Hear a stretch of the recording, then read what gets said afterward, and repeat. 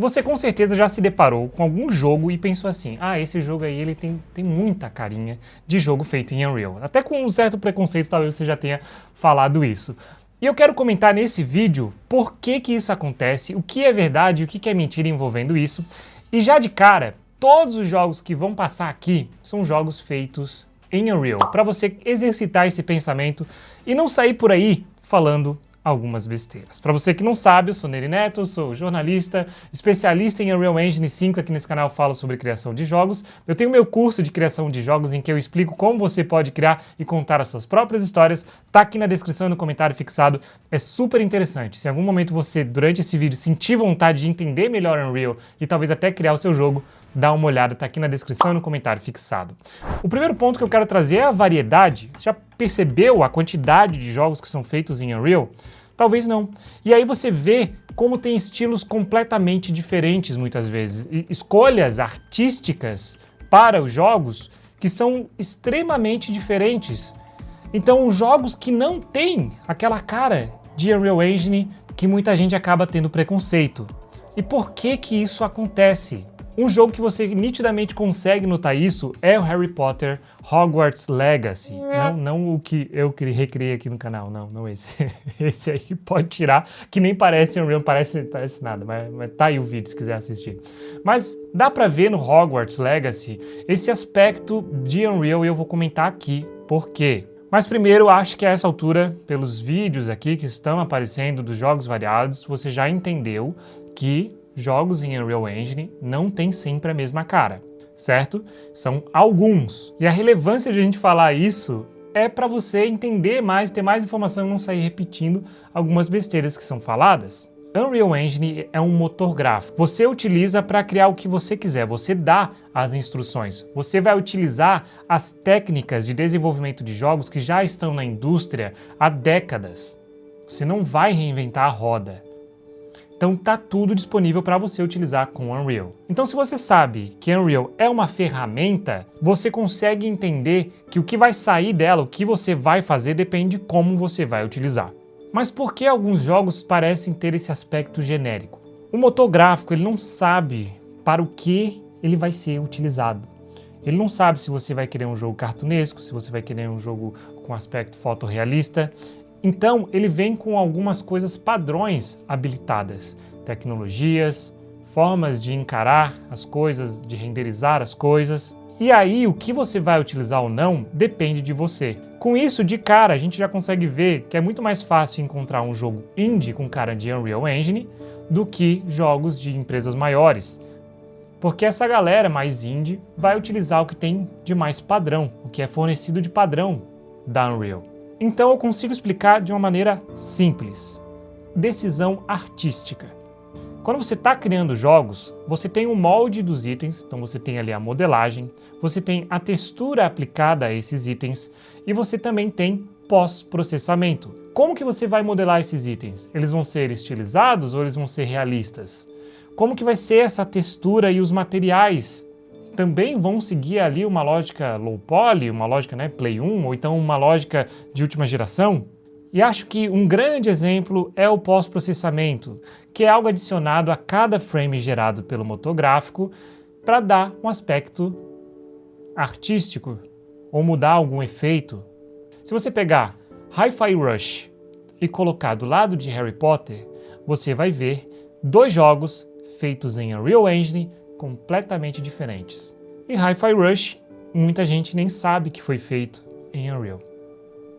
Eu acho que isso é muito enriquecedor, sabe? Quando a pessoa não simplesmente sai repetindo o que os outros estão falando, mas tem um olhar mais abrangente sobre a situação. Você entender que Borderlands é um jogo também feito em Unreal e conseguir entender por quê é algo que vai te impedir de ficar aí passando adiante uma informação errada de que Unreal, todos os jogos em Unreal são iguais, todos os jogos em Unreal são de tal forma.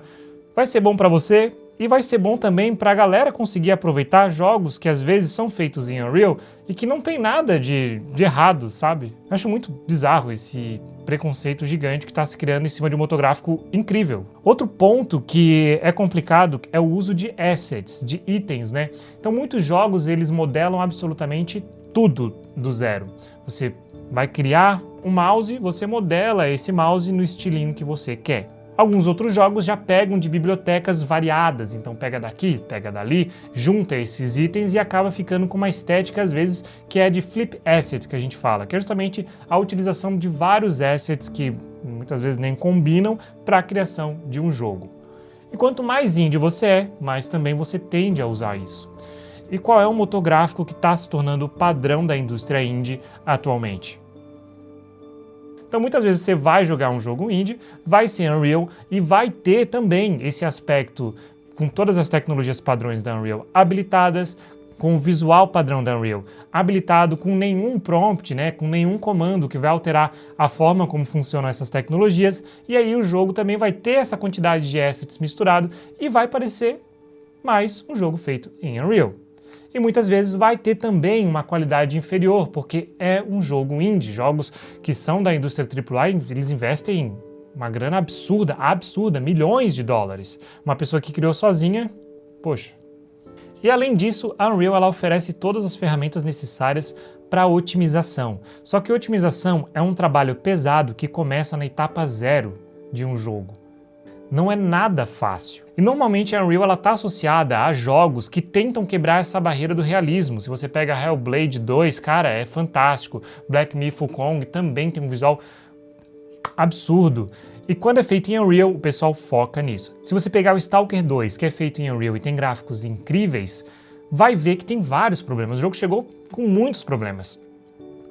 Só que daí, por ser feito em Unreal, o pessoal simplesmente ignora que o estúdio que estava fazendo passou por uma fucking guerra na Ucrânia.